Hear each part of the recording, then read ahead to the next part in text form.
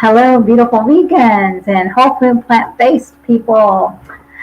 It's wonderful that y'all are here. I'm excited. I'm Mariquita Solis, vegan empowerment coach. I help vegans that are struggling with anger and sadness and frustration. I've been there. I know what it's like.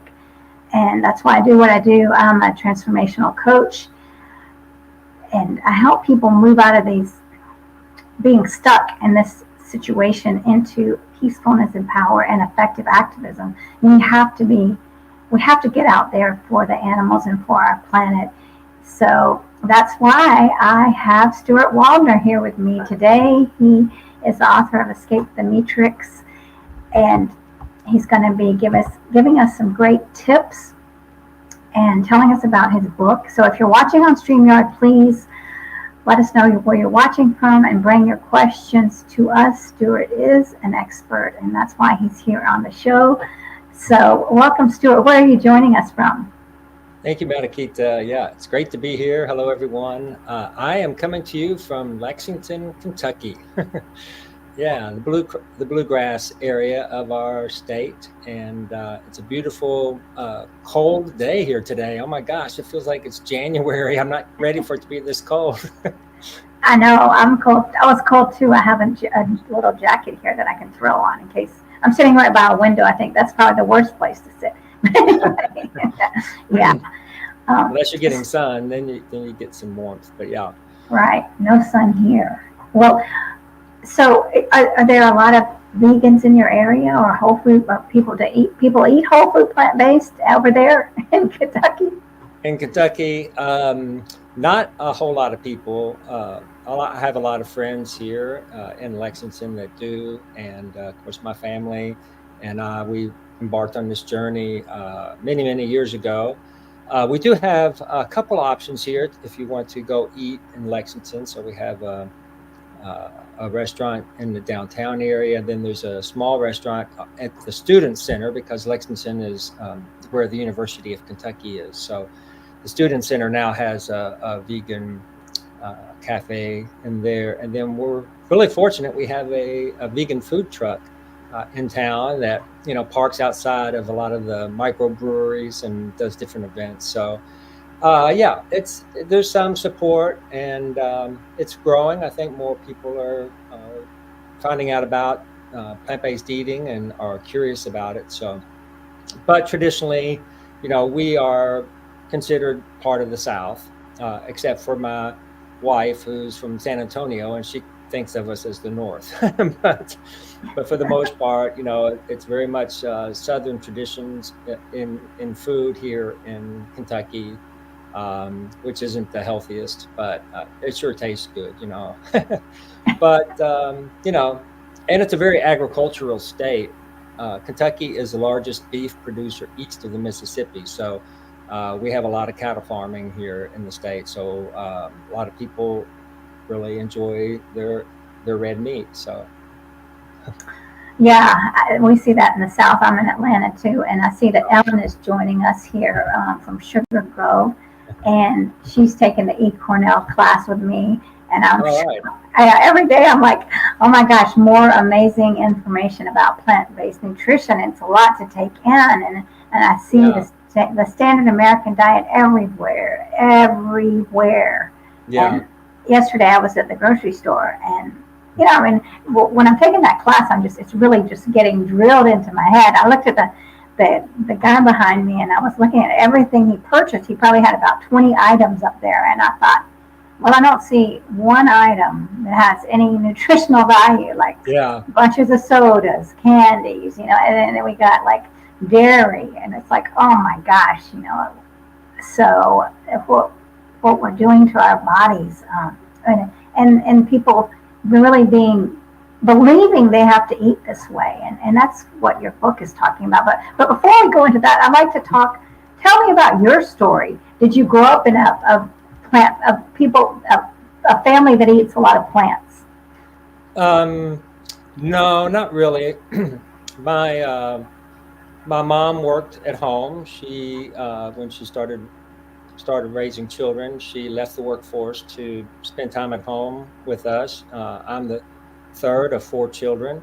So she had her hands full. At one point, she had a newborn, a 2-year-old, a 4-year-old, and a 6-year-old. I don't know how she kept her sanity, but so she would force us, as kids growing up, to eat our fruits and vegetables. So we always had fruits and vegetables at meals, but it was still a very meat-centric plate. I mean, everything was centered around a piece of animal protein on our plate.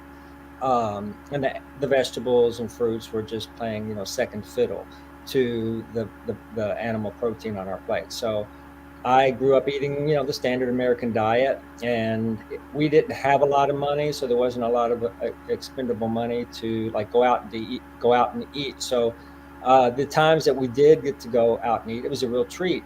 And of course, those treats were always meat centered, So it set me up for, and I think so many people are like this. Our reward system is eating meat or getting ice cream or something like that. So it was a real treat to get to go to McDonald's and get a Happy Meal or something like that. So yeah, it was I think a pretty standard American diet, and I ate that way. I never really cared for the taste of meat.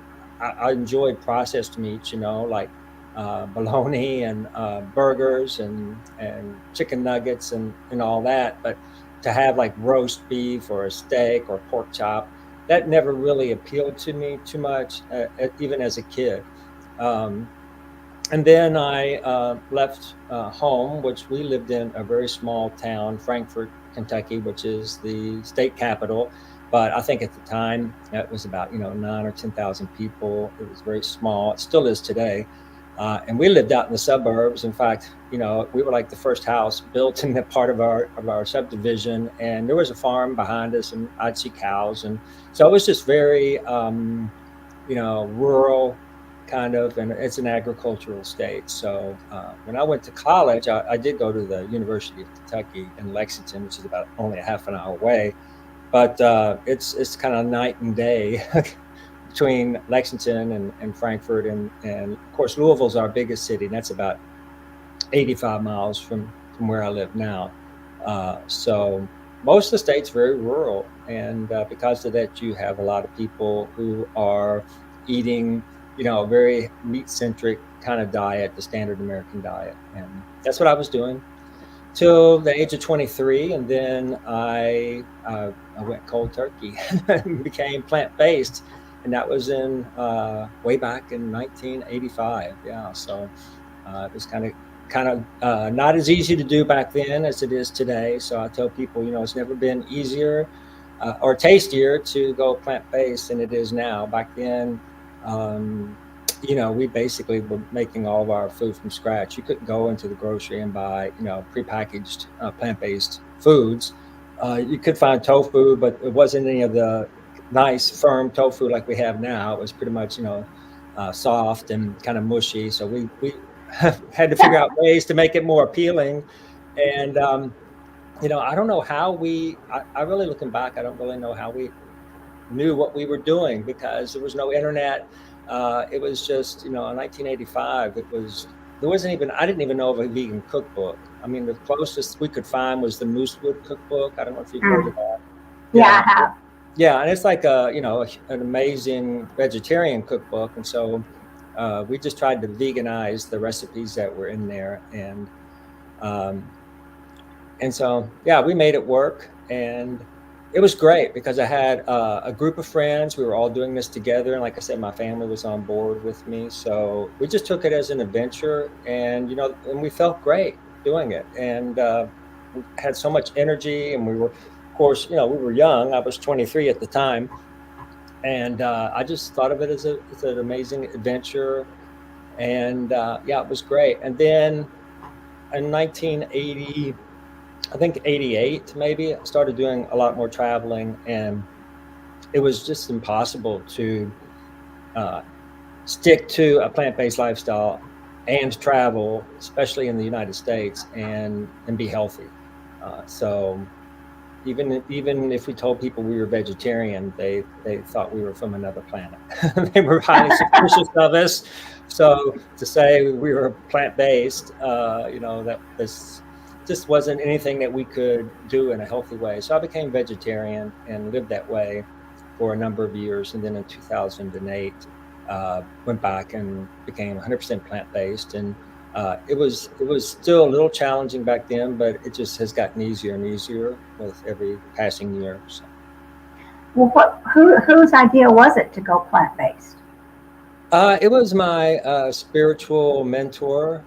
So it was mainly for a spiritual reason to become plant-based and not participate in the suffering of sentient beings just for food that we didn't need. And, and the science was showing we'd be healthier without. So that was kind of the motivation.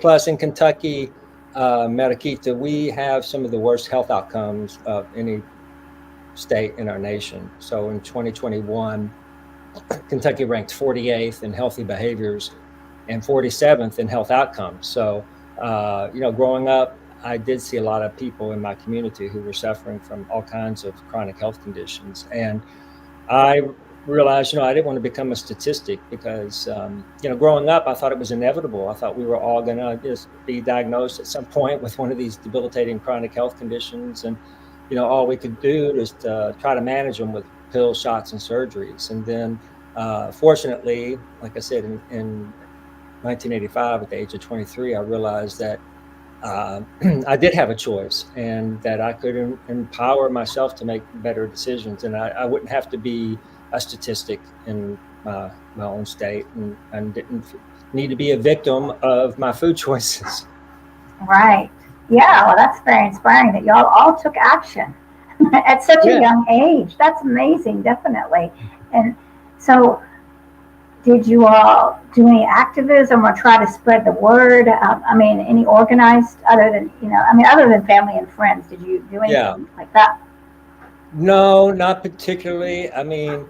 Like I said, there was no internet or anything like that to really to connect with, a bigger, a group of people, a larger community, I should say. There was no social networking and social media at that point.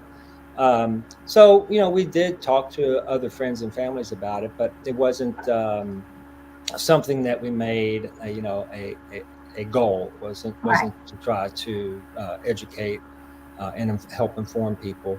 We did create our own cookbook. It was a little spiral-bound cookbook because, like I said, there were no recipes to be found, and so we did do that, and just supported each other, because no one was really getting support from their family, and certainly, not from any restaurant or anything like that here in town. We did have one health food restaurant. It was just a small little, it wasn't a restaurant, it was a health food store, just a really small health food store. And they did make sandwiches to go.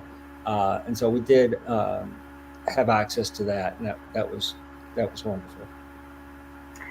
Well, that's great. Again, I'm impressed that you all were so young and making really intelligent decisions and saying, I don't have to be like this. Because I remember hearing it was Dr. Furman on my friend JJ's Vegan Knowledge channel. She was saying, we were talking, and it was, he said that if you eat the standard American diet, then it's normal. Right? Because I was saying, is it normal to get prostate cancer? Are these things normal? Well, yes, they're normal if you're eating this diet, right? And so when we say, oh, well, it's normal, then we've normalized everything. Oh, it's okay. Everybody's obese. So that's when it's scary. It's when we normalize these terrible health trends. Mm-hmm. Yeah. So we can, I agree with you 100%. And one of the problems in Kentucky, we have a lot of different health issues, but obesity is a huge problem in Kentucky. We have the highest rates of obesity for adolescents, for teenagers from age 10 to 18 or 19. I think we have the highest rates in the country. And then, so when you have such high rates, it just becomes like the normal, and you think that's carrying around, seeing people with excess body weight carrying around all that extra weight, you think it's just normal. So, for example, in my county here in Lexington, I think the obesity rate is 26%. But just 2 counties over, and probably just a 20-minute drive, the obesity rates are 56%. Oh And my that's a gosh. huge jump. And that's, so more than one out of, 50%, 56%, and are technically obese using the BMI, which I know isn't a great standard, but it's what we've got right now to determine that. And when half the population is technically obese, it just normalizes it. And also, I think people just kind of give up, and they just feel like it's inevitable. It's something that it's unavoidable, um, and that's why I'm trying to help people with my book to get the information out so that people can know that they don't have to suffer with obesity or any of these other chronic health conditions. That there's a option and a choice out there. But a lot of it has to do with availability of fresh foods. We have a lot of food deserts in Kentucky, a lot of rural areas where they don't have access to healthy food, and so that needs to change as well. Definitely. And that is really sad when if you go to a food bank, it's a bunch of junk. I mean, it's and so many times it is. And so what's the option? And Hmm. the places offer. I mean, the food is so cheap, right? The fast food companies Yeah. offer such cheap food, and so it's very sad that when you want to get fresh produce, it's so expensive. Hmm. So, but Yeah, that is true. We've created a world, the likes which we've never seen before, because animal-based foods are luxury foods, and that's why so many people want them. They don't want to eat them because of their perceived health benefits. They want to eat them because we perceive them as having status. A meat-centered diet is saying that we're affluent, and we like to, tell ourselves that we are, and so. But we're really, some of the cheapest foods available right now are animal-based foods, and that just has to do with the farm bill and subsidies, because they really are luxury food items. They would be very, very expensive without the government subsidizing the creation of these foods. So it gets very frustrating as a person who is promoting plant-based foods, and people will say, "Well, that's expensive, isn't it?" Um, Sadly, it is in a lot of ways, but it's not because it's not because animal-based foods are less expensive. It's because we subsidize animal-based foods. So, for example, I share this in my book. For every dollar that a lentil grower receives, a cattle rancher receives $470 from our government. So, you have these inequities baked in. I think for every mushroom grower, every dollar a mushroom grower receives, a pork producer receives $160. So you can just see how the government is favoring animal-based foods at the expense of our health.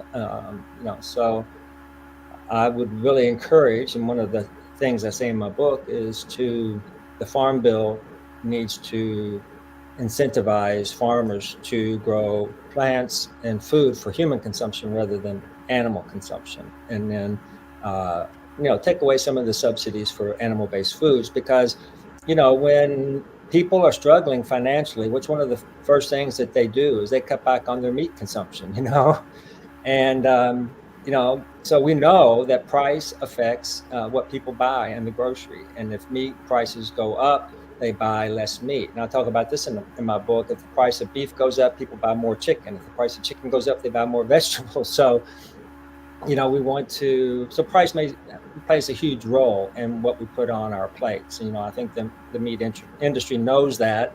So that's why they work so hard to keep the prices low by making such huge political campaigns. They donate to political campaigns to get people elected who will be favorable to their industry, and then lobby them hard once they do get elected. So they're trying to protect their interests. The meat and dairy industry is not looking out for us and our health. They're looking out for their bottom line. And, people need to realize that. I think. Oh yeah, it's very sad because I mean, people that are eating the standard American diet, it's progressive, right? Right. Progressive, like this plaque buildup in our arteries, and I've seen too many of my friends that have passed away or that have cancer now and that have all these issues, and it's horrible. And these things can be avoided. So, yeah, and I feel sorry. I feel really a lot of compassion for people that are eating this way because this Hmm. is what they're taught. And I used to be like that. I used to think, well, I have to have meat. And it's crazy. I can't make it without meat. I'm going to be weak, but Hmm. I mean, the truth is, I'm very strong. I'm 56, and I feel great, much Yeah. better than when I was eating those heavy meals that really, it's just, it takes such a burden on digestion and on our bodies. We're not meant Yeah. to eat this way. And the proof is in the fact that the obesity rates and the rates of cancer, the rates of heart disease, stroke, and Hmm. dementia, all these Diabetes. cause, right? Diabetes. Oh my gosh, that's going up. Childhood, yep, our children. Hmm. Yeah, and a lot of these chronic health conditions start, much earlier than we thought. Just years ago, we thought these were conditions that developed in adulthood, but we know better now. The science shows uh, that in early childhood, we set ourselves up for many of these chronic health conditions by the way we eat. So I think the mentality of my generation was, I can change how I eat once I get a little older, and I'll avoid all these things. And I think that was a mentality. But I know that the science shows now that we set ourselves up for failure much earlier in life than we thought. So by eating the standard American diet, we're you're affecting our DNA, and we're creating chronic inflammation in our bodies and things that lead us to poorer health outcomes. So the earlier we can start, the better, I think. And Exactly. I think that's one of the things that was so, I was fortunate because I started this back when I was 23, and, I had no health issues. And I've been able to avoid all the chronic health conditions that my doctor sees and so many of his other patients. And I share in my book, my DNA is not, not stellar. I have in my parents and grandparents and my siblings, we have breast cancer, stomach cancer, cancer of unknown origin, osteoporosis, uh, cardiovascular disease, hypertension, autoimmune diseases. So there's a lot that is going on in my family medical history, and so there's opportunities there for me to come down with something. But I think, and I share this in my book, that epigenetics is eating for the health of our DNA. So when we eat healthy, it restores and preserves our DNA. And when we're eating unhealthy foods, animal-based foods, then it can determine whether a quote bad gene turns on or off. And that's science, and I share that in my book. And you're probably learning that in your course you're taking at the Cornell. Have y'all talked about epigenetics and um, Well, yes, definitely. Like the genes are there, yes, but are we turning them on with the dairy, and the meat and all these animal-based meals? So yeah, it's yeah, our choice. I mean, we can turn them on and they can just take off, and when we back off eating that way, they comes down. yeah, So, and then if we're feeding ourselves 3 times a day, that it's really toxic to our bodies 3 times a day. And what kind of nutrition are we getting again? And I go through the grocery store and I think, where's the food here? Right? Is this, yeah, I mean, what is food anymore? I mean, what is food? Right? The word food. What does that even mean anymore? Like I said, when I was at the store last night, all these items this poor gentleman had no nutritional value. And yeah, you would consume those items and you would be full and you would think, okay, well, now to bed. Now I've just poisoned myself, haven't gotten any nutrients. How sad is that? yeah. Well, and it really talks about how resilient human bodies are, that we can treat them so poorly, and they will still continue, but they do malfunction, after a while, and that's and when we start getting better nutrition and more optimal nutrition, then our resiliency really kicks in, and we can reverse or stabilize a lot of chronic health conditions. And of course, if you can also avoid them, which I'm, knock on wood, have been able to do so far in my life. So. Right, definitely. And we're going to talk about your book, but let's you really are making a big difference for the planet, and I'd love to show that slide that you have. And Yeah. that's a good time. Here we go. Okay. Wonderful. Yeah. So You this want to is a slide. It's in my book, and I did a talk with you a month or two ago, talking about the environmental impacts of our food choices, and we kind of ran short on time, so I kind of skipped over this graph. But thought it might be good to just pull it up today and talk about it, because it provides like a nice overview of all the other charts that I show in terms of like water use, land use, deforestation, and all those things.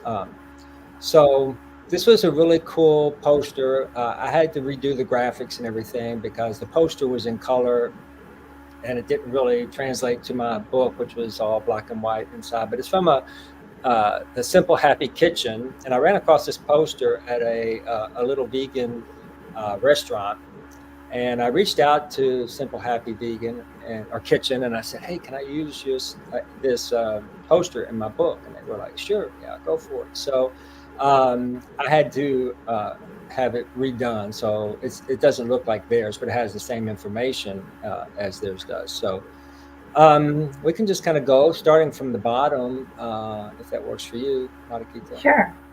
All right.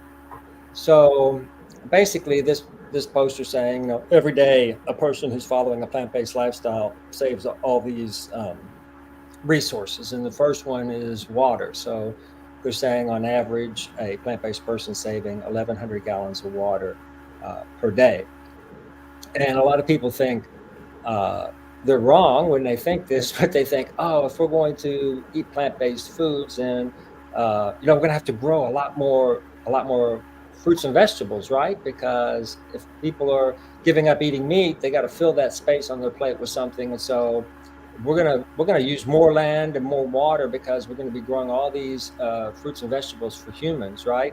That's what people think, and it kind of makes sense until you realize that we're growing crops to feed the animals that we're eating. So we basically save a lot of water by just growing food for humans, because animal agriculture uses so many resources and so much water. We have to grow all kinds of crops in order to feed livestock. So when we're saving 1,100 gallons of water today, it's not because cows are that thirsty. It's because we're growing all this food to feed cows and chickens and pigs, and we could be eating that food ourselves. We could be growing food ourselves, because the food conversion rates are really, really bad, Mariquita. So like the best food conversion rate that we have is with factory farm chickens. And even at that, we're feeding chickens 4.5 times more food than we get back from them. And we're feeding pigs 9.5 times more food than we get from them. And for cows, it's the worst. 25 times more food is going in than we're getting out. So these are horrible returns on investment. So when we think about, where is all this water going? It's going to grow all the crops that animals are eating. And I think I mentioned this on the other chat you and I had, was earlier this year, California, Arizona, and Nevada got together and decided, we got to do something about the Colorado River because of a climate change and severe droughts. The Colorado River is drying up, and those 3 states use water from the Colorado River. So they decided they needed to get together and come up with a new strategy for how they were going to use that water to try to preserve it. And what I found out was so shocking to me is only 12% of the water that we're taking out of the Colorado River is used by residents. But 55% of the water we're taking out of the Colorado River is to grow crops for livestock. So that's why when we become plant-based, we can save all this water because we're not eating food that is being recycled through an animal to get to us. So we can cut out the middle cow or the middle pig or the middle chicken and just, get our nutrition straight from the plants. So Wow. that's how it works with the water. And then the 45 pounds of grain, that is again because we're growing all these crops for animal consumption instead of human consumption, and we're getting the conversion rates are so poor. 70% of all the grain that we're growing, Mariquita, we are feeding to animals instead of to humans. So we save a lot of grains when we become plant-based, and if we took that farmland that we're growing grains on, if we said, okay, we're not going to feed animals, but we're going to use that same existing land and grow food for human consumption in the United States, we could feed an additional 1 billion people with this existing farmland. I mean, that's how many more people we could feed. And of course, we don't need to feed an extra 1 billion people. So theoretically, we could give land back to nature. And that is really powerful for not only biodiversity and to help curb extinction rates and all that, but it also helps us pull carbon out of the atmosphere when we give land back to nature and let it rewild it. So, Gosh, yes. Oh my gosh, my heart just glows at those words you said. I mean, that give it back to nature. We're just stealing from this beautiful planet. So, I mean, imagine that if we could do that. I mean, we can if we made the choices to do that. Yeah. I was. You had another interview you did with a man from Australia, Gerard Bishop. Mm-hmm. Yeah, I loved his talk. It was really, really amazing. And what I found out from his talk, which was really, really interesting, is that, if we can't, well, I've known this because I have this in my book, we can't achieve our climate goals without also changing the way we eat. But if we just maintain business as usual with energy production and basically, if we just stayed invested in fossil fuels the way we are now, but if we all became plant-based, it would solve our climate problem.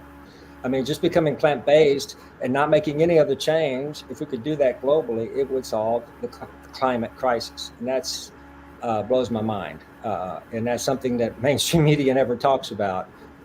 We're so focused on energy production and transportation, and we never really talk about the food on our plates. But it's starting to change. I see that more and more, and I'm glad that it's starting to become a part of the conversation now. Yeah, you're right. I mean, it is. I mean, that's very powerful. That the power we have with our food choices can heal the world. We don't have to do all these other things, and yet it's not out there to the public. It's laughed at. Right. Yeah. And I understand. The other two things really don't require any kind of behavior modification, do they? I mean, they don't require anything of us as individuals, really. No. I mean, utilities and the government can invest in clean energy solutions, and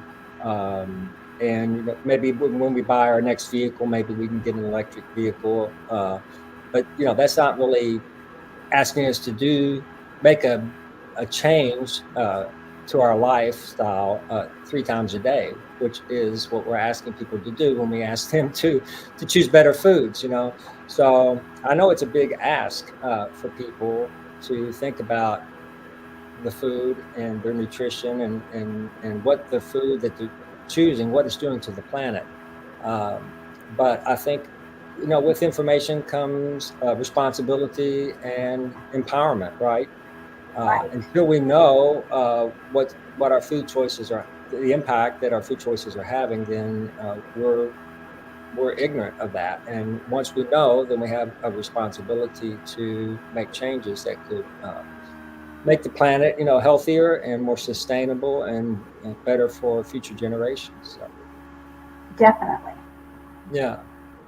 So the next one is this 35 square feet of forest. And the reason a plant-based person is saving forest is because so much of the deforestation that's happening is for to make room for animal agriculture, either to put animals on the land or to grow crops, like I said earlier, for animals instead of humans. So, we continue to deforest areas like the Amazon and the West Africa and tropical rainforest in those areas, as well as other forests. I think Gerard Bishop was saying that what are they? Clearing like 2,000 kilometers a day or something in Australia, something, and it's not, that's happening in multiple parts on our planet. And it's mainly to make room for animal agriculture. Like I said, if we saw the widespread adoption of a plant-based lifestyle, then we don't need additional land. I mean, we can feed, you know, we can give land back to nature, basically, if we adopt a plant-based lifestyle, a way of eating. And Well, that, forests are, we can plant trees, and I think planting trees is a great thing, and I applaud groups that are doing that. But it would be better to just not deforest to begin with. But we want to try to reforest some of the areas. But the research that I discovered when I was researching my book is that we actually store more carbon when we let nature rewild an area rather than us try to plant trees. So if we can give land back and let nature rewild it, then we're actually storing more carbon. Um, and I think there was something. Yeah, so this was another, and maybe we can put links into this after it gets posted on YouTube in the description below. But there was a study, it came out in 2015, and it said uh, we could, if we just gave 41% of grazing lands back to nature and let them revert back to the native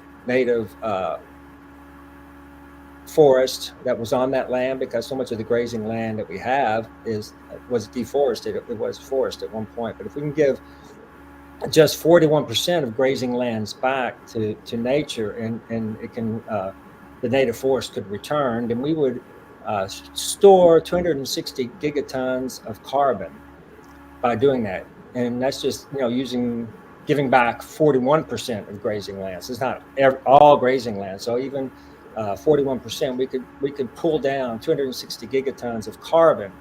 Well, that would basically reverse and halt climate change, because we've only emitted 245 gigatons of carbon since the beginning of the Industrial Revolution. So it's more than what we've already put out into the atmosphere. So I found that was just a mind-boggling thing to learn.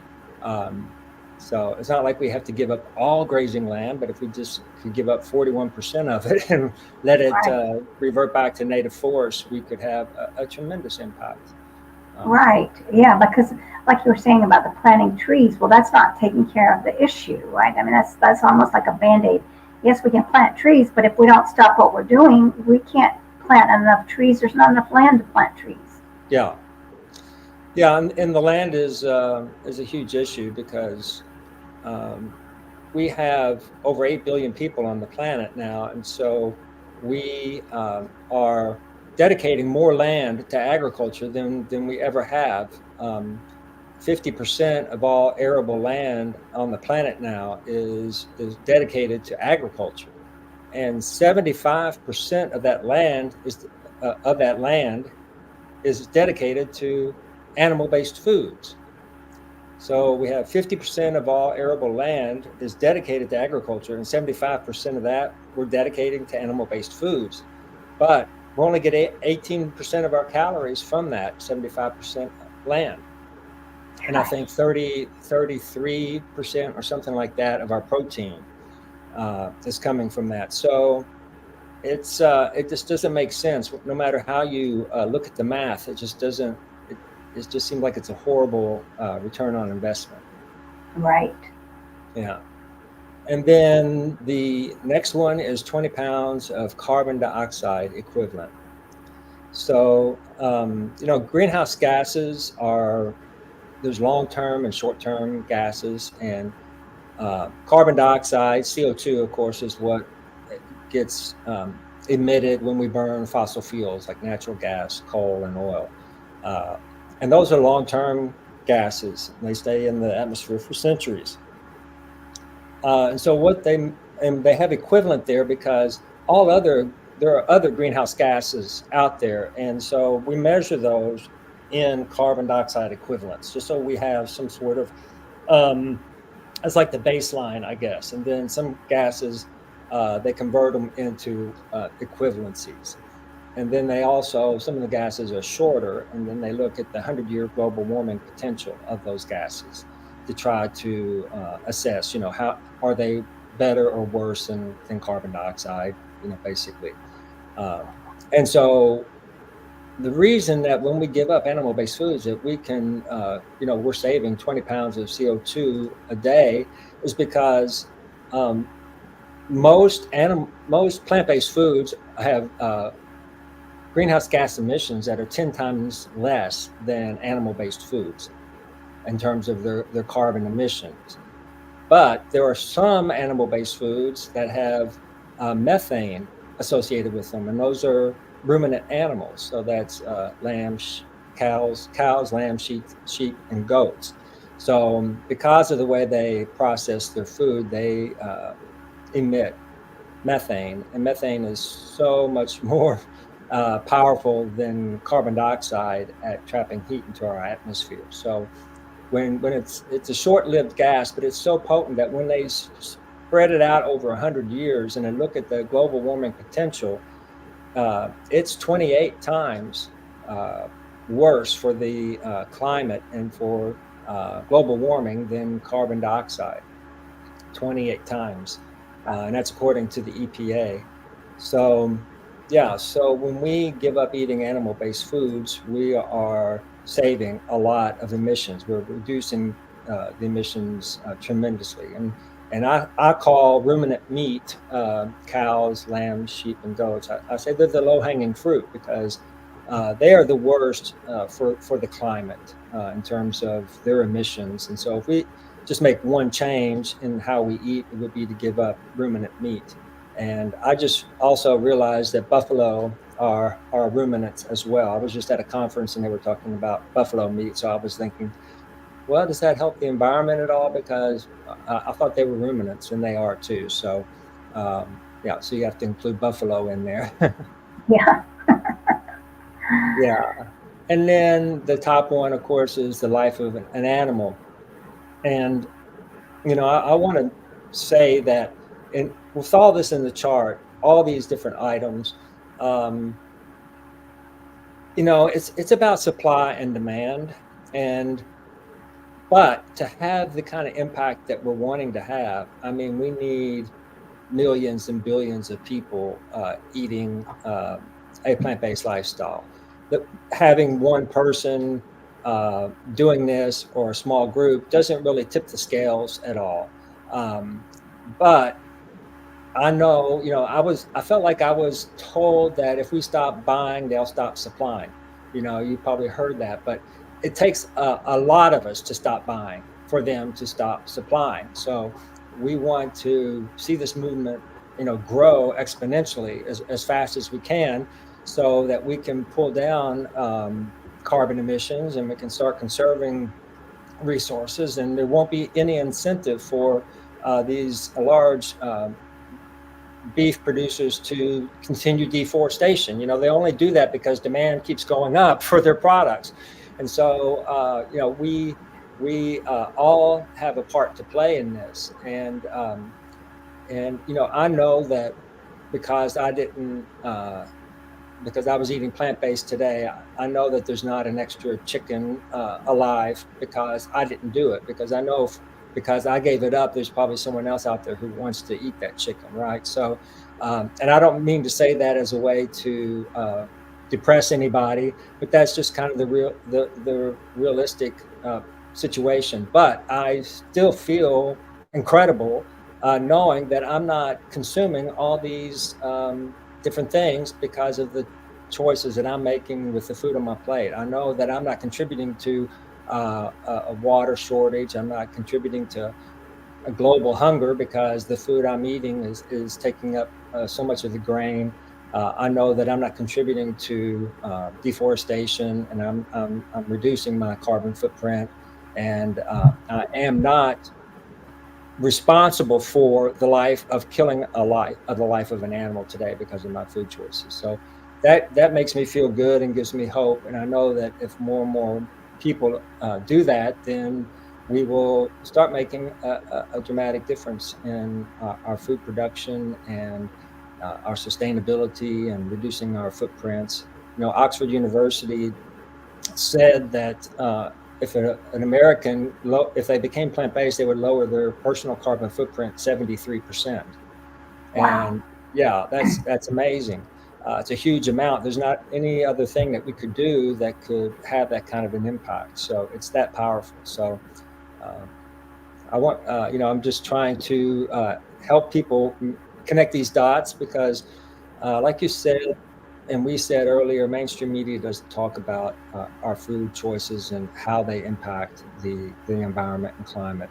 It's starting to be reported on now, but we still are so heavily focused in on energy production and transportation. And of course, we know solving those two problems alone without solving the global food production system is setting us up for failure. We are doomed to fail unless we address the emissions in food, and that's the truth. And I'm sorry to say that that is the case. Um, but I'm happy to say because I know it would be so much healthier for the planet and for us. I mean, I heard someone say recently that a plant-based lifestyle is a Swiss Army knife. Because it does so many things. It cuts down on emissions. It saves land. It is just more compassionate. It restores our health. I mean, it is a Swiss Army knife, and that's why it's so amazing, and that's why people like you and I are out there uh, talking to everybody who has the capacity to listen to what we're saying. Yes. Amen to that. And well, I love that. I mean, there was so much information you gave us. I'm gonna have to go watch this again in that little that little chart. But I loved what you said about the. I mean, really specifically about the returns. Like, you're feeding 75%. The animal times the return of one Yeah. animal. And I'm not saying it correctly, but Yeah, it's in my book too, and all those food conversion rates and things. But yeah, if you think about who would ever invest in anything where and I use this as an example in my book. If you go to the bank with $450 and you say, I want to deposit this, and you deposit it, and the teller gives you back a receipt and it says you have $100 in your account, and you're like, what? I just lost $350. Who would do that? Nobody would do that, not knowingly anyway, but that's what we do knowingly with chickens, and that is the best food conversion ratios that we have. And every time we, eat chicken, that's what we're doing. We're losing $350 out of the $450 if you want to look at it that way. So right. Wow, that is amazing. That's a really good way to put it. So tell us about your book, and just tell us about your book, and definitely tell us where we can get it. all right, thank you. Yeah, so my book is I have it here. It's Okay, called great. Escape the Meatrix: And I don't know if you can see it. I can't see you Yes, now. I can see it. Yeah, cool. So I'm using the world in the Matrix movie as a metaphor for our world. And in the Matrix, artificial intelligence has taken over the planet and is using humans as an energy source. And so I say our world is similar because humans, we've taken over this planet and we're using farmed animals as our energy source. And, of course, one is there's an important distinction. One's fiction and the other is far too real. But just like in the Matrix, there are horrible consequences for our doing that, for our using farmed animals as an energy source.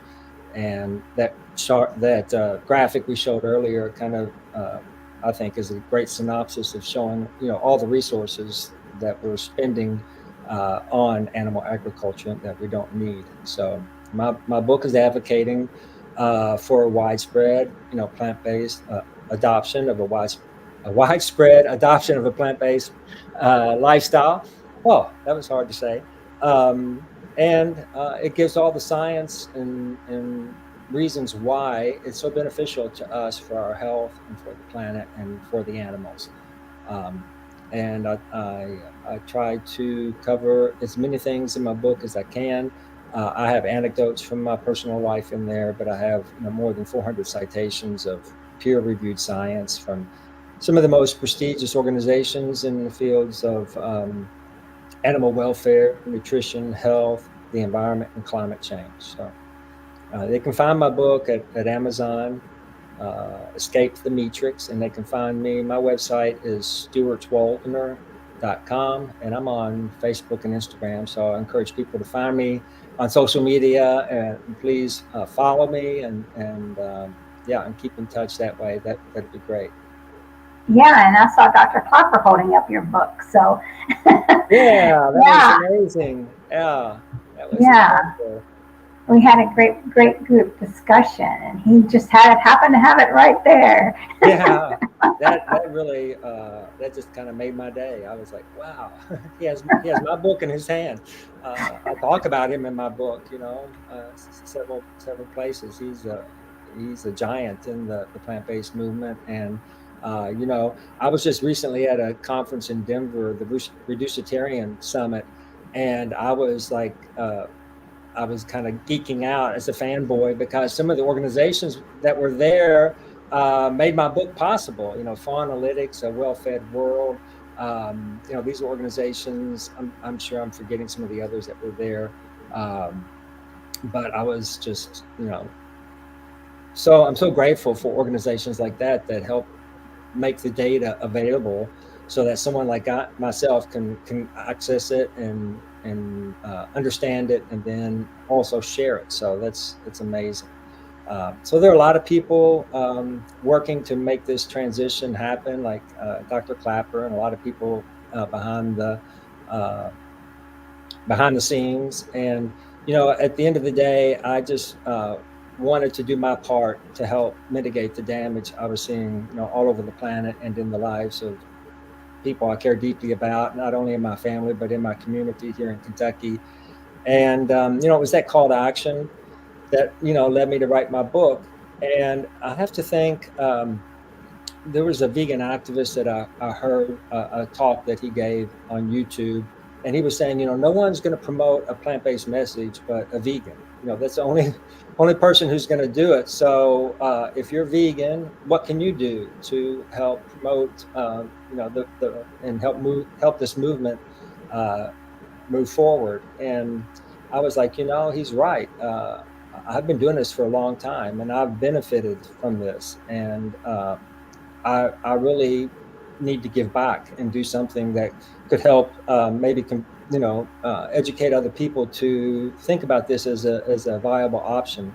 And that's when I decided to write my book. So um, it's because of activists and people like you, Mariquita, who plant the seeds and help people to uh, you know make changes in their own lives, but then also to help bring other people into this way of eating and thinking. Because, like I said, we really need billions of people to adopt this, and if we do that, then we can help. It will really help us tackle our climate emissions. And Yeah, it will. And getting out there and doing what you're doing. And so, how many books have you written? Besides just you got your cookbook. well, I just had a couple of recipes in that cookbook. This is my first book, so yeah, it was an amazing journey to do, and I'm really happy that I'm a published author, and I love having a book to hand to people and something that I can pick up and say, yeah, I did it. I don't know if I'll write anymore or not. There's so many things. I'm learning so many things, Mariquita, that, yeah, there's so many other things that I could talk about. The more I read and learn, the more I know that there's other information to share. So maybe there'll be a second edition of my book at some point, because research keeps emerging in favor of this way of eating. Like I said, for health and for the planet and for animal welfare. So there's new information that's coming to light, new research and new studies that have emerged since my book was published, which was not that long ago. It was just over a year ago. So it's still really current in terms of the research that's available and all that. So Yeah, well, I mean, you're in good health. You got a lot of years ahead of you, so we don't know what's next. And so, what would you say to what would you say to someone that's kind of afraid to write a book? They want to, but they're a little hesitant. um, well, I would say, do it. Make sure you're doing it for the right reasons, and do it because it's almost impossible for you not to. I mean, I felt like I had a book that needed to get out, and so I was motivated by that. Um, I think people had told me, and I've learned a lot now. I think I went into it a little naive in terms of um, an audience. So I would encourage people, before they write a book, is to work on developing their audience on social media and stuff, so that you have an audience ready to buy your book when it does get published. I think that would be really, really helpful. I was averse to being on social media, so I didn't really have a built-in audience when my book was published. So that's been a little bit of a more of a challenge, I think. So I would encourage people to, work on developing their audience while they're writing the book, uh, and engage what you're writing about based on the feedback you're getting from your audience. And I know you don't want to necessarily base everything on comments you're getting on social media, but you will, if you develop a following and you find out what people are interested in, you can see what content you're creating is getting likes and shares and things like that. So you can kind of tailor your book in a sense to your audience, and I think that will help you have even greater success. Well, that's good advice. Yes.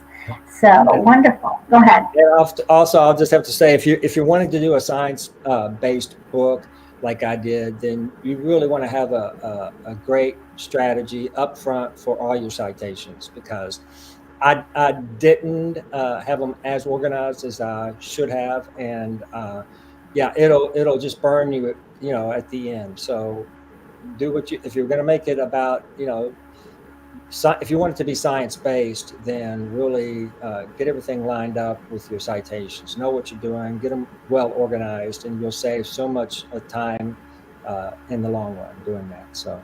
Yeah, that reminds me of term papers and things like that. I'm like, oh my gosh, you're right. Get organized and get those, because that would bog you down. So, yeah, that's great advice. Well, I've really learned a lot, Stuart, and like I said, I'm going to go back and watch this because it's going to help me be a better communicator with those facts. It's nice to have some science-based facts there, and you gave us a lot, definitely. So, Well, it's my pleasure. Anytime, I'm happy to talk to anybody. I'm very passionate about this, and sometimes I don't shut up because I just get on a roll. So thanks for right. having me and giving me this opportunity to, like I said, share something that I'm deeply passionate about. And yeah, I will send you, if you want, some of the links that you can put into the chat on some of the studies that I mentioned, and that way people can access those and read about Yeah, them if you want to do that. that'd be great. Yeah, I know. Just thanks, Ellen, and we got JJ and Stephanie, and then we've got Dave and some nice Any folks. That, questions from anybody or? oh, let's see. I don't see any questions. We got some comments, but Okay. just some hellos. So, but probably everyone's taking in those facts. So, but definitely check out. We had a conversation on We Did It Health earlier this year, Stuart and I. Yep. So that's in the We Did It Health YouTube, and there's a lot of graphics. I mean, it's a big presentation that we did. If you want to go back and learn more, and then we'll keep you updated. I'll definitely come back on the show. So thank you, Stuart, so much. Thanks everybody for watching. All right. Yeah. Thank you all. It's been a Okay. pleasure. And until next time. Yep. All right. Namaste vegan, everybody. All right. Bye-bye.